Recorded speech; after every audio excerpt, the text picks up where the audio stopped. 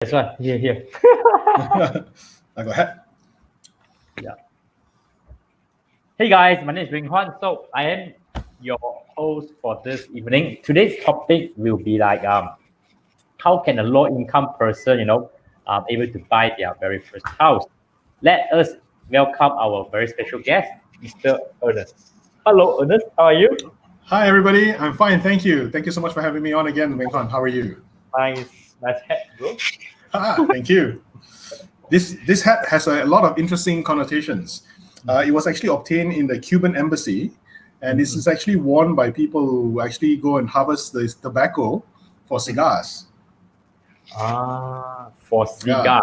Cigars, yeah. So this is actually a Cuban hat. I mean, why they need this hat for? Because when you go work in a plantation to go harvest the tobacco leaves, you actually work under the hot sun. So you wear a white hat to keep your head cool. So cigar smoking is, smoking is really not something that I advocate, but it's a very interesting activity that a lot of people do.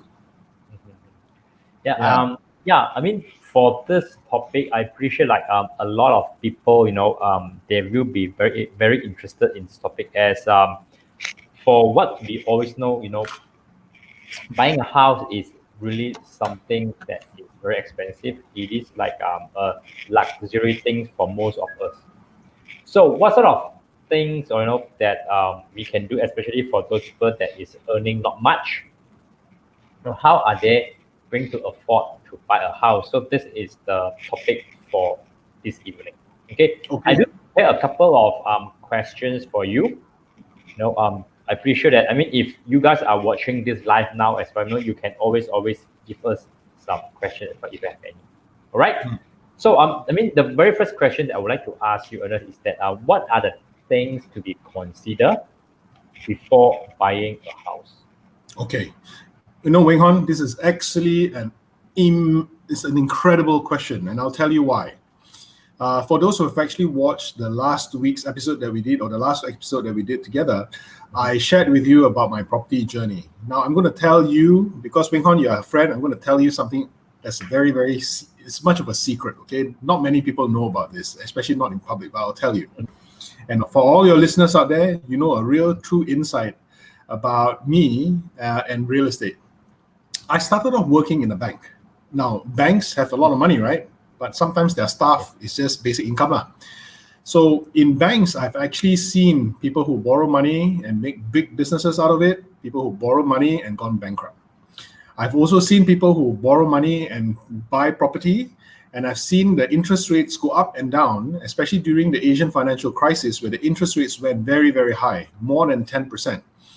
And people actually who had fixed income jobs like teachers, people who work as teachers, people who work as government servants, they essentially had struggles to pay the monthly installment because the interest rate became very, very high. So here I am in the bank promoting the bank's products when my then girlfriend, who is now my ex-girlfriend has become my wife, when my then girlfriend said, I think if you want to get married, you have to buy a property because if we don't buy a property, then how do we stay together and grow as a couple? And here in my mind, I'm thinking, hey, I can stay in my parents' place. You can stay in your parents' place. Why we need to buy? Because the loan is very big. Because up to that time, the biggest loan I have was my credit card bill. Credit card bill is what, 3,000 ringgit? So it is like, okay, I'm thinking, if worst come to the worst, I eat Maggie mee for 2 months straight, I'll be able to pay it off. But when you sign an SPA, it's 300,000. Mind you guys, this is 25 years ago. 300,000 ringgit. I couldn't sleep. So when my then girlfriend said, look, I think it's going to be important if we want to get married, we have to consider getting a house so that we can start our relationship as husband and wife better. I was stressed. I was super stressed. So then I went on a journey to then think, should I or should I not buy? And for the longest time, Weng, I actually told my then girlfriend, who became my ex-girlfriend and then who became my wife, I said, no need to buy. Really, no need to buy. Sai mai. Tak payah beli. We stay in the family home. Harmony. Your parents can help. My parents can help. They cook, we can eat. Wow, no need to do anything. The maid can also help clean the clothes, wash the clothes for us. Look, your life would be so perfect. Then my ex-girlfriend said, there's two options. Either I'm your ex-girlfriend and become your wife, or the second option, I become your ex-girlfriend and I say bye-bye. I said, oh, okay, this one really serious. So then I went to look for property. And we found one that was suitable for what we wanted. Because we talked to a few people at that point in time, there were no lessons in terms of how much you can borrow. I had asked my bank roughly how much I can borrow. They gave me a number. So I said it was what, 270,000 ringgit. That was how much I could borrow. But in my mind, again, the biggest loan I've actually had in my life, if I just buy something with 3,000 ringgit, I know the next month I just pay it off with my salary. This is many, many months. In fact, many, many years of loan. And I was scared. I really, really was scared. So when she saw the house and I went to see the house with her, the first thing she turned around, she said, let's buy it. And in my mind, I'm thinking, let's try to convince her again. Stay at home. Stay with the parents. No need to buy. No need to take the loan. And when she gave me the two ultimatums again, I said, okay. So I went back. I really had to crunch my numbers. So I can tell you, ladies and gentlemen, and all the viewers watching, the most important thing before you go shopping is you must know your budget. You must know your budget in two parts. The first part is you must know how much cash you have. And the second part is you must know how much cash you can borrow comfortably. Comfortably is a very important word, and I'll come back to it shortly. Okay, Weng Hon? Please remind me. The reason why it's important to have these two numbers when you go shopping is because when you combine these two numbers, you are then able to look at a budget of the property that you want to buy. Now, many people have heard me say before, buying a property is worse than getting married to the wrong person. If you marry the wrong person, touch wood, at least you can get divorced. Or at least you can say, okay, we agree to just separate up, be single, then we just sign the papers and whatnot. And you start your life as a single again. But if you buy the wrong property, and I know a lot of my friends who bought abandoned projects that were so good on paper, the developer say it's fantastic, they buy. And then 6, 9, 12 months later, it becomes an abandoned project. But the loan sudah jalan.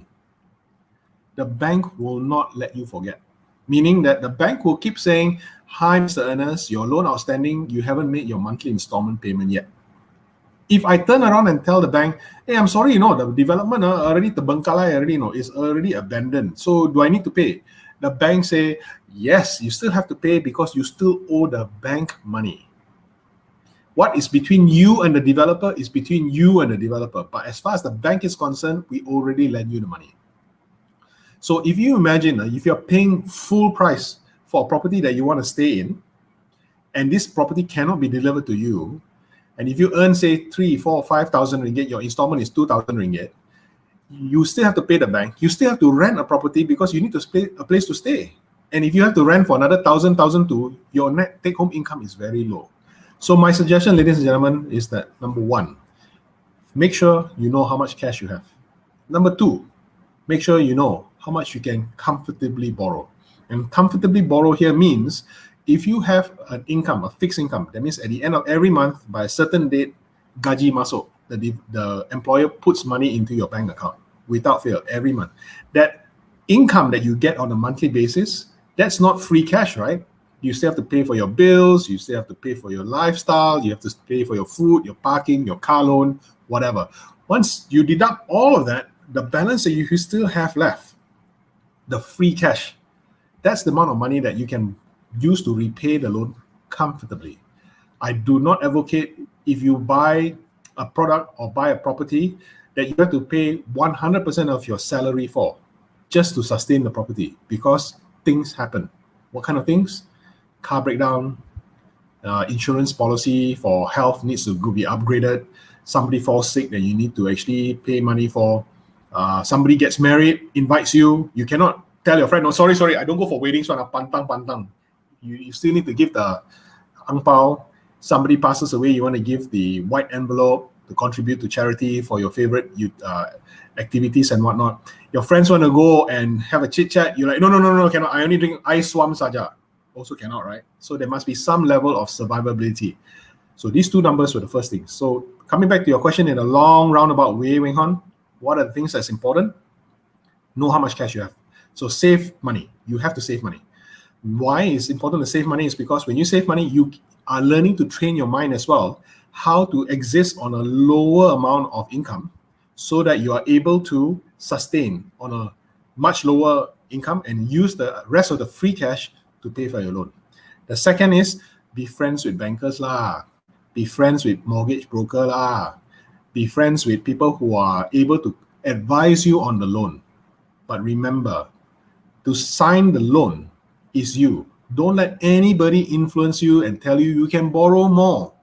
You can borrow and buy sediakan 10 units because at the end of the day, if cannot pay back, they are not going to answer the bank. You still have to answer the bank. So after these two important things, how much money you have, how much money you can borrow, then the other things come into play. Are you buying brand new or are you buying sub-sale? Why? Most brand new from the developer products, they come with free loan legal documentation. Your SPA is free. Your loan legal documentation is free. Sometimes your memorandum of transfer is free. All this legal documentation, when the developer says it's free, doesn't mean it's free for you if you do it yourself outside. No?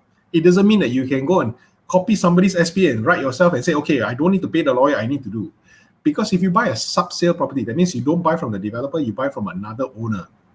You can come up to about 5% of the value of the property in this legal documentation cost. You have to get this thing, get ready for this, because that's why I asked, if you're buying sub-sale, you need to have cash. If you're buying primary market from the developer, the cash that you have, if you put it into the developer, it reduces your loan. Even if you don't reduce the loan, that cash that you have can go towards renovating your house. And if you buy a sub-sale product, a second-hand product, after you pay for the loan legal documentation, doesn't mean that it's okay. Why? Because when the key is given to you, because it's a second-hand property or third-hand or fourth-hand, depending how many people own the house before you, there's renovation costs as well. So renovation costs would mean you may need to change the roof, you may need to change the toilet, you may need to change many things in the house that may not be working or not to your standard, or there may be a problem. So these are the things that you have to be mindful of. So now that I know all of this, when I look at a property that I want to purchase, even if it's my first property, I'm assuming that if I'm a first-time buyer now, I would know how much my cash position is. I would do a very quick calculation as to how much I can borrow from the bank. And ladies and gents, I tell you what, if you tell Weng On that you want to know how much you can borrow, just say, I want to know. And you give him that message, I will get in touch with you or through Weng On, and we will share with you how much you can borrow very easily in a very simple calculation.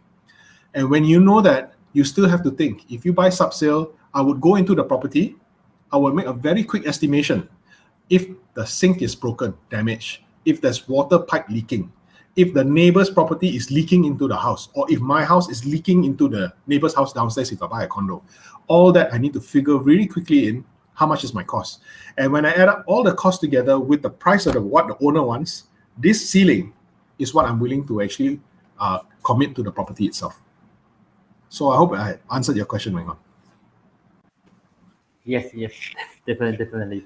I have one question for you. You say that if the project, is abandoned, we still have to pay for the money, right? So is that any way that we can work around these things, or we must pay?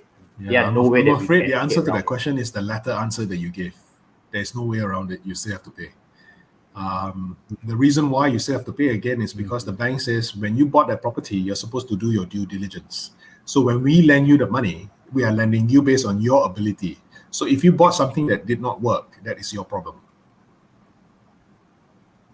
Yeah. So that yes, you really have to choose the So right, ladies and gentlemen, I can tell you, Weng On, I will tell you right off the bat, Bang Lang Chang, cheap, beautiful, and amazing doesn't happen. Okay, if it happens, it's because your parents love you and it's your parents' love for you. Tang lang chang. But everywhere else, there's no deal. You've got to be very careful when you buy. Remember, guys and gals, because this loan that you're going to be taking is going to be more than 30 years. If you're very young, it can go up to 35 years. You don't want to start wrong. You don't want to hutang gila-gila, and when you finish paying the hutang, there's still nothing that you get. Okay? When I was working in a bank, this is 1995.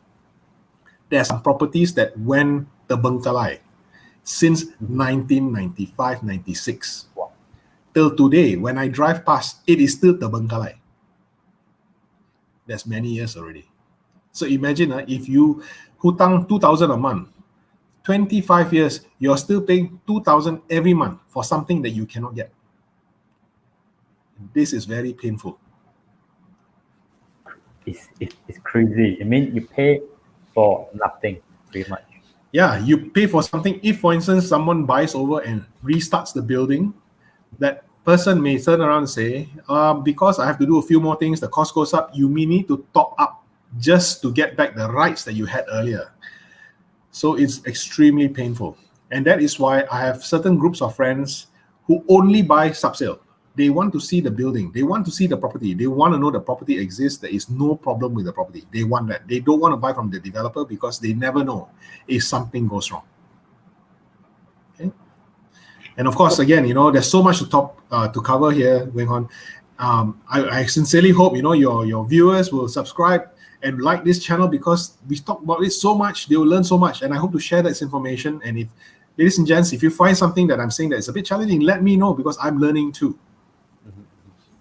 Yeah, I mean, so if you guys, if you have, those people that is watching this live now, if you have any questions, just comment on the comment box, and then Ernest will try his very best to answer you. Okay. So the next question that I would like to ask is that is it worth to invest in a cheap house? Okay.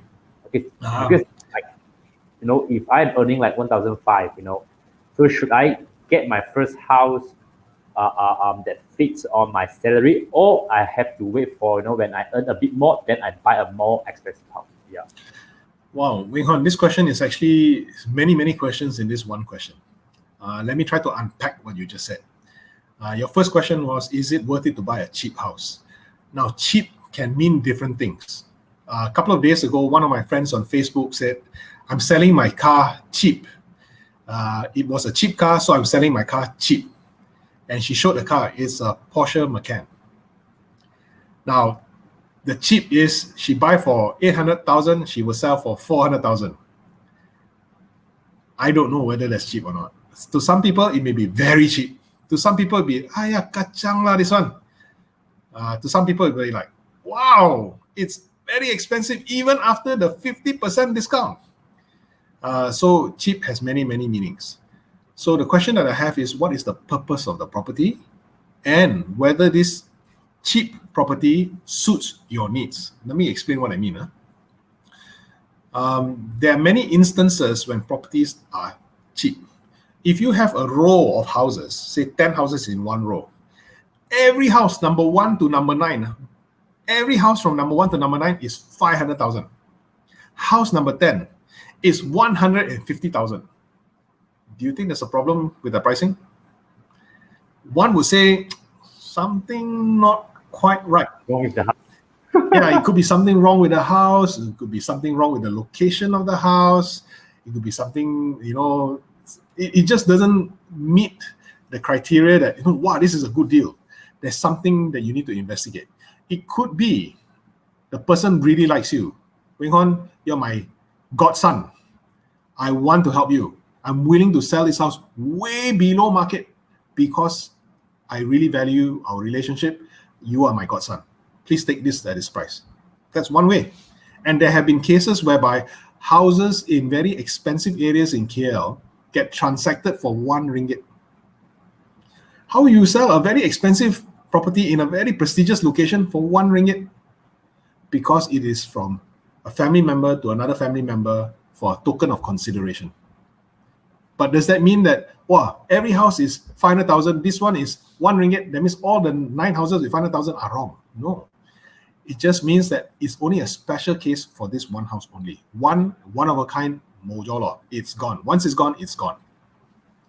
The second thing that I can think of is maybe house number 10 is facing the place where there is not Shabas, but IWK, where they have the pond for all the water from the housing estate to come in, and there may be a smell. That house number 10 must be the one that kena the most smell, or kena the most T-junction, or maybe something like that. Or the house number 10 is facing something that nobody wants to see, or very close to the high tension wires, where people believe the high tension wires are dangerous, or very close to the highway. Some houses or some properties, even though they may be condos, the highway is right in front because it's elevated highway. So when you open the window, you see the cars going back and forth. So that may be very noisy to some people as well. They may think that this is not something that they want to buy. So those are the things that could make a house cheap. But if you said, it's okay lah, I just need a house to stay, I buy 150,000, everybody buy it 500,000. What I'll do is I'll spend 40-50,000. I will make sure it's double glazed window, soundproof the room. I'll make sure that I use very, cars that actually have this film that can take out the heat from the sun. I will put that for all the windows in the house. I will make sure that this house is aircon all the time. I don't open my windows so that I don't hear the sound and dust doesn't come in. I'm willing to accept this condition. Then the price is worth it. But if you're wanting to buy the cheap house and then later on you want to sell it for an expensive price, it may be a problem. You must look for someone who thinks exactly like you, who will want to buy the house from you again next. But if you just want to stay there, or if you just want to use it as a storeroom, no problem. Possible. So worth it, not worth it is dependent on your need. It is dependent on your ability to pay. So the other extreme to your question, Weng, is this. 150,000 was the number that you quoted just now. If you say save a little bit more, just say you stretch and you buy the next house for 200,000, but this additional 50,000, you really got no money to pay. How long are you willing to eat Maggi mee? How long are you willing to eat bread and drink water only? So that is something that you need to think about as well, because if you over leverage, you overstretch, it may be very difficult for you to have a quality of life, even though you may have a property. So it's like, okay, I am earning like 1,005 ringgit a month now. Okay, so maybe the house that I can afford maybe is like below 100,000. So should I wait until I have more money so that I can buy a much more expensive house, or I should buy now? Okay. 1,500 ringgit. If you remember my comment just now, if you earn 1,500 doesn't mean you can afford a loan of 1,500 100,000 ringgit. Because out of the 1,500, how much is your commitment? So you have to reduce your monthly commitment fee, your credit card bill, your insurance, your loans. You may have PTPTN loan. So you need to have survival money. So if you take home 1,500, you minus everything, you may have say 800 ringgit. Out of 800 ringgit left, then you can borrow up to 150,000 to 160,000. So you can buy 150,000, 160,000 dollar property. But if you say no, my girlfriend likes a $300,000 property and you earn 1,500 ringgit. So for 300,000, your monthly installment is about 1,200 to 1,500. If you earn 1,500 and you pay 1,500, how are you going to survive? Don't forget, you still have to pay for if you don't have a car, maybe motorbike loan, your credit card. You may have to pay some other loans that you may have taken, PTPTN as well. So these are the things that will come into way. And the banks that lend you the money will look into all of this before they decide how much they can give you or how much they are willing to lend you. With my next question, just let me pull it up. So for our first house, is it better to buy it as investment or for our own stay first? Okay. Again, it's a fantastic question. The correct answer to this is there is no right, there's no wrong. I personally have known people, because their parents' house is very big, they still can stay in the parents' house. And because they stay in the parents' house, they still can save the money. And when they buy the first property, the intention is to invest. If they decide to move out, they have a place to stay. If they decide to get married and want to stay just with their spouses, they have a place to stay. So if there's no pressure to move out from your present home, these people may choose to buy their first property as an investment product. If, for instance, you buy your first home because you need to stay in it, then theoretically you become a house owner, home stayer. That means you buy the house to stay in the house. But most of the time when people buy their first homes, when they first start their careers, when they buy their first home, it's not going to be a huge property. It may be a smaller one because of the price point, because of your affordability level. So imagine again, when I first bought my first property, it was a starter home. Starter home means it's a 2-bedroom, it's a house that is close to my family members, close to amenities. But if I have one child, I can put the child in that room, the separate room. If guests come to the house, they can stay in a separate room. I can take my child to sleep with us as well. But it's not a very big house. But as time goes by, when you have more than one child, it's a bit cramped to put everybody together. And everybody has their own books, their own bags, their own stuff, their own clothes. Kids like to move around and walk around as well. It becomes very challenging. So from that first house, you may want to look at the second house. And the moment you buy the second house because you want to upgrade, then you automatically become an investor, because your first property, what are you going to do with it? Are you going to sell it? Are you going to refinance it out? Are you going to keep it and rent it out? So there's so many things that will come into play when it's time to move on to a slightly bigger property. Sometimes when people buy property, the first property, it's because they need to stay there when they go and work. Let me give you an example. So Weng, just say for instance, you're from Penang. You're working, you go to school there, everything is okay, you're staying with your family members. So every month your salary, when you get it, you have excess because you don't need to pay for housing. You're staying in your parents' place. So now the company that you work for, and you love this company, and the company is very good, the company says, Weng, we are opening a branch in KL. We want you to open that branch for us. Be our representative in KL. So because of career advancement, and you're very proud that you're given this responsibility, you come to KL. So you have a choice. You want to come to KL and stay in a hotel for the next 2 to 3 years, very expensive. You want to come to KL and stay in a room, a rented room, possible.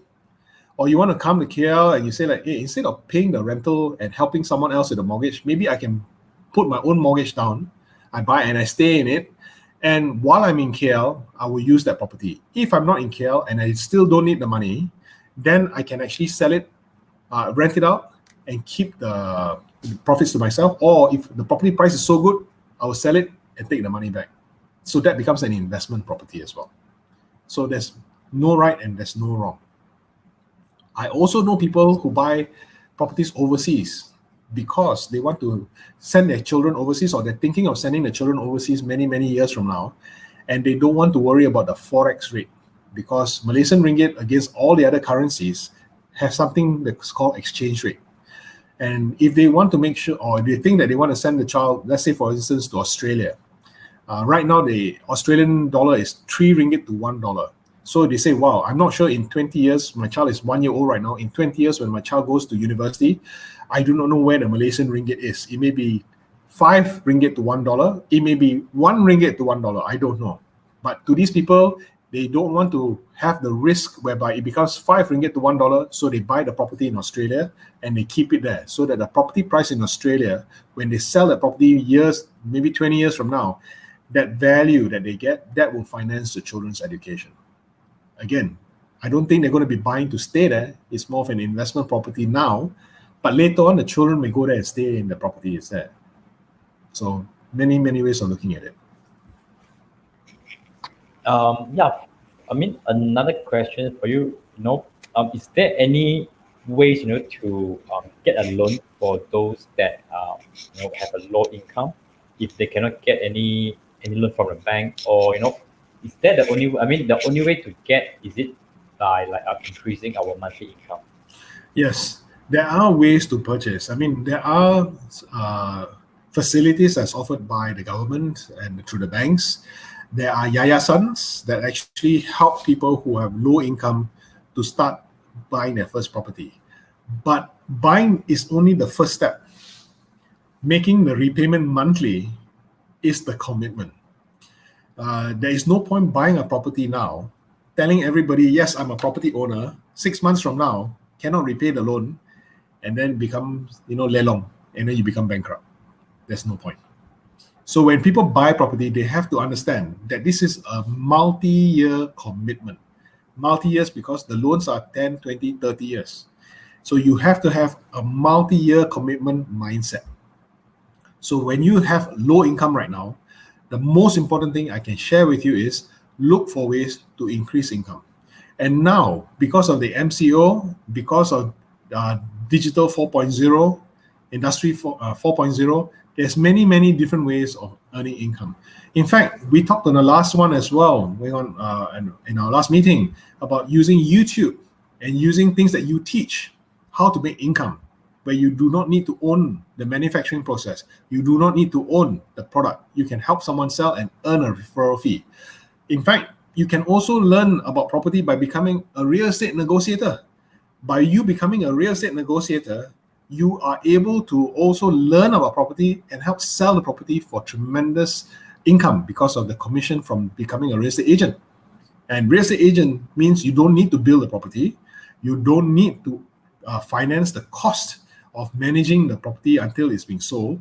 You help the developer sell, or you help the owner sell, and you collect a commission. Wow, and the commission can be in thousands of ringgit. So I would definitely, in my opinion, if I go back in time, I will definitely look for ways to increase my income. It could be going back to school to get more specialized courses or specialized degrees or qualifications. It may be starting my own side business. It may be starting a business that I will move from fixed income career, 9 to 5, Monday to Saturday, to something that I'll become an entrepreneur for. I may go into partnership with some very trusted, not friends, trusted business parties to do business with. But it means there's effort that you need to do. Okay. My next question to you is that should a retired person invest in property?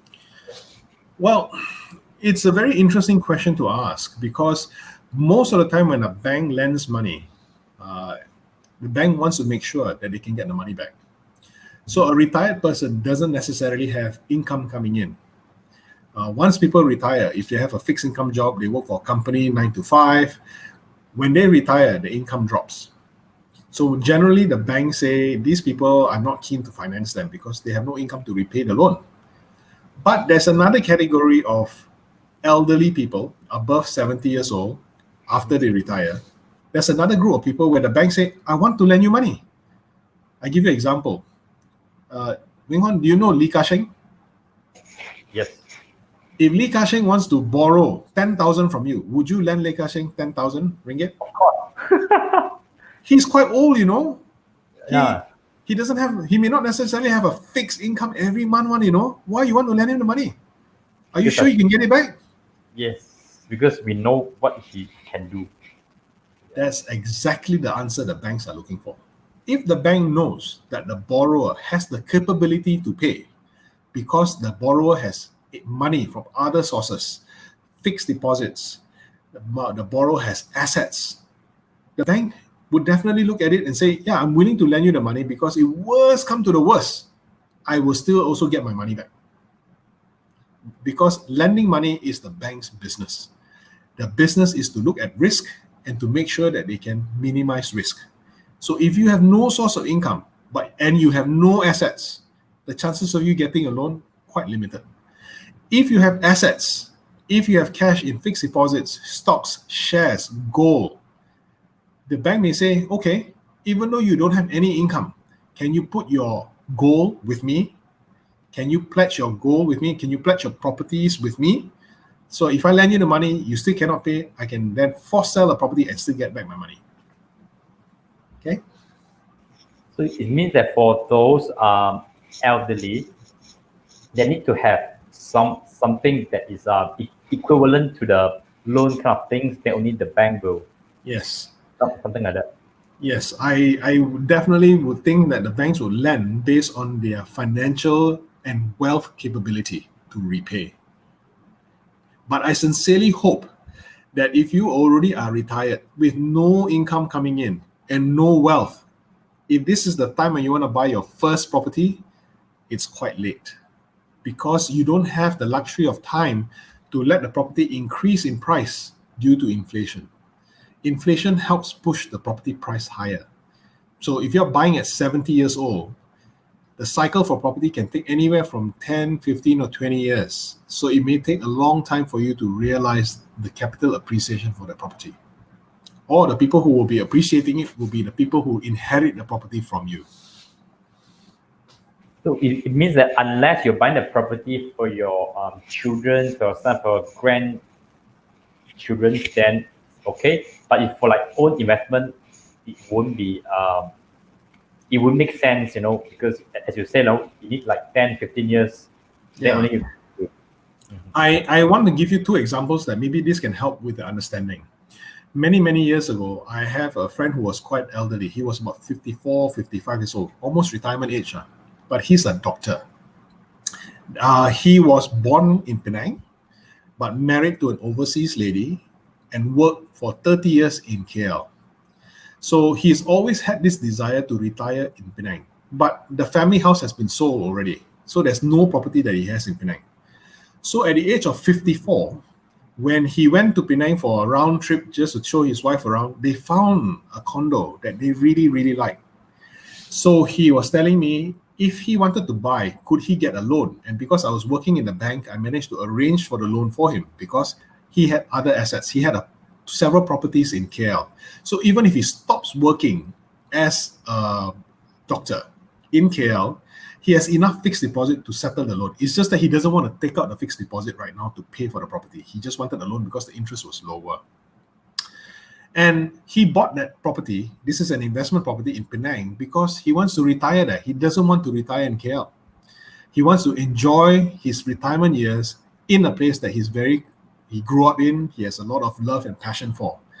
And what happened was that the moment he retired at 55, he worked for another year, and then he went back to Penang permanently. So the properties here in KL are being rented out.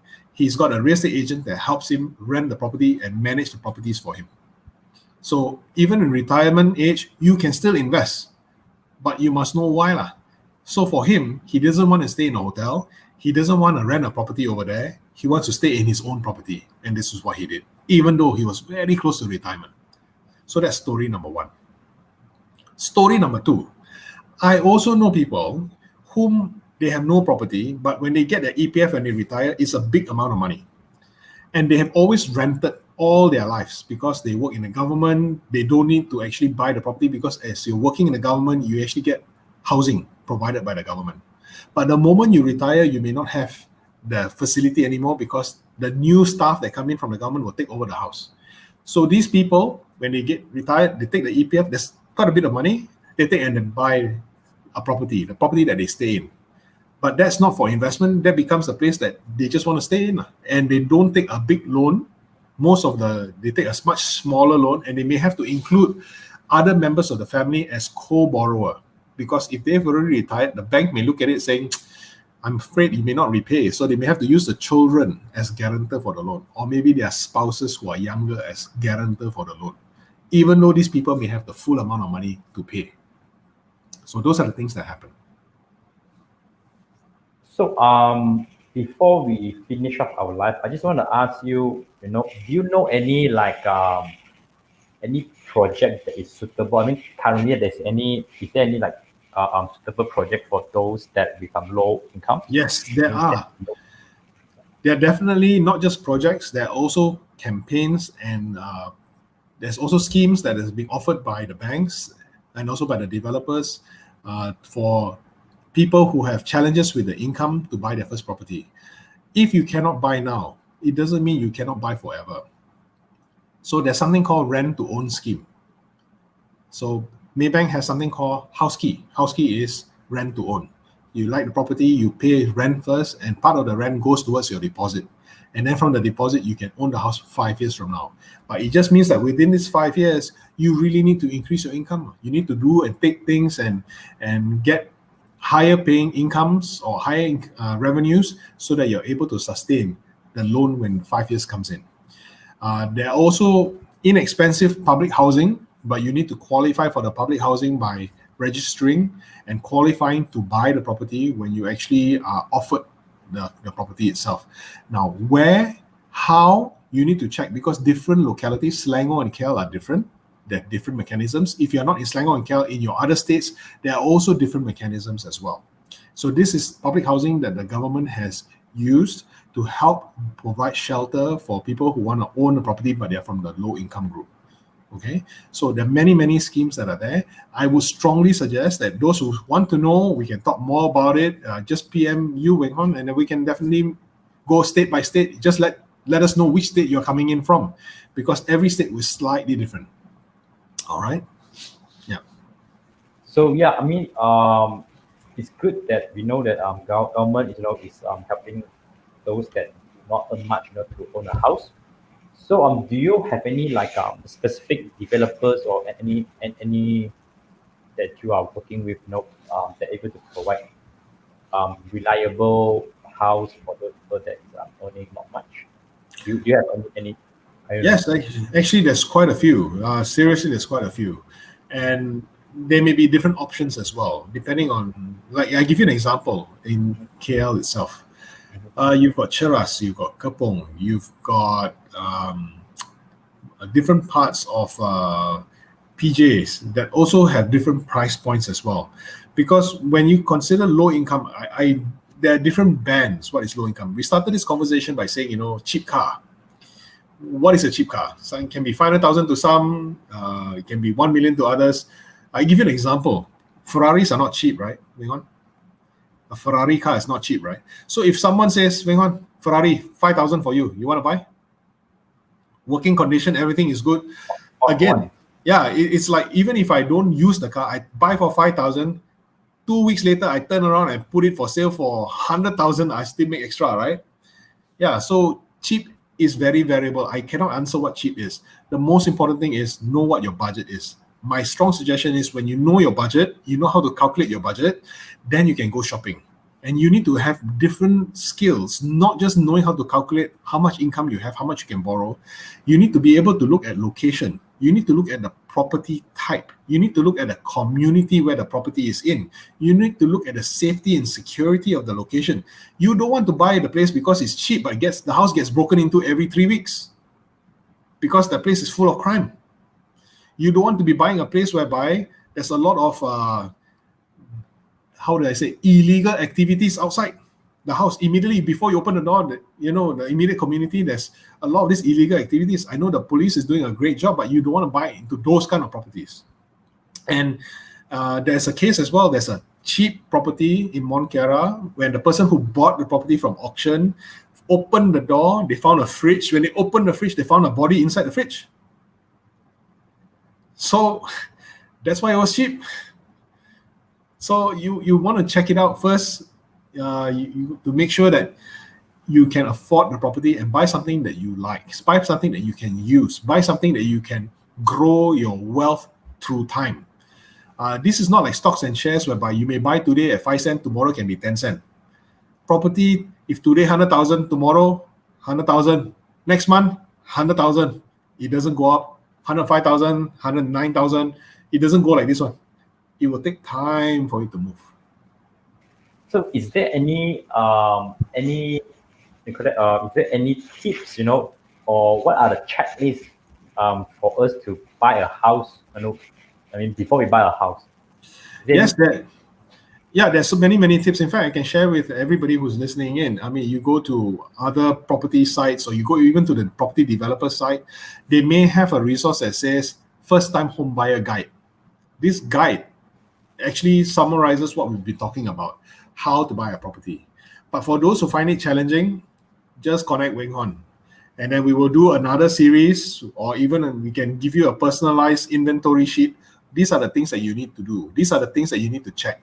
And then from there, we can also explore what are the things that are suitable for you. Maybe you want to look at certain types of property that may be suitable for you that you may not be aware of. And maybe we can even create the opportunity whereby I could introduce you, or Weng Hon can introduce you, or you can go by yourself to go see the properties. Because when you go see the properties, and if you don't know what you're looking for, it's very difficult. You need to know what you're looking for. In one of the topics I hope to share with you later on, Weng Hon, is this. I met a friend of mine who's into building inspection services. So when you get the key to the building, the unit, you need to check for defects. Because if you don't check for defects, after a certain period, the defect liability period is over. So the developer that sells you the property says, okay, everything that's wrong after this is your problem. It's not my problem anymore. So during this defect liability period, you need to tell me what it is so I can, as a developer, repair for you. So this man, with whom I am a friend with, he showed me what he does. So before he did what he did, he asked me to go into the room and check how many defects I found. So I went in, took a look. I said, okay, maybe the door a bit sengit, maybe the tile a bit sengit. So I found about 7. He and his team went in, they found 85 defects. Big difference, huh? If you know what you're looking for, you can find it. If you do not know what you're looking for, you don't see it. So it's always important to have a trusted advisor beside you, someone who has done it before. So ladies and gents, if that is your parents, that is someone, a trusted friend, ask them for their opinion. If you don't have anybody and you want to check, speak to Weng Hon. Even though he may be in KL, he definitely can also share with you some tips. And of course, I can also help. So I have put like two links. So the first link is property HARIMAU. If you are interested, in much more updated news and information about property, you can subscribe to this email list. And if you want to have a much more engaging kind of groups, you can join our Facebook group as well. I already put it on the comment box. So just click on it. It is free. Click on it and then just join us. And then if you have any new updates, regarding property, we will inform you through email or also through the Facebook group. Okay. So anything that you guys want to ask, just feel free to chat us any questions on the comment box below, and then we are going to help you with it. Okay. So my last questions for Ernest is that we all know that the COVID is hitting us hard again, So, and then a lot of us, the moratorium is coming back again.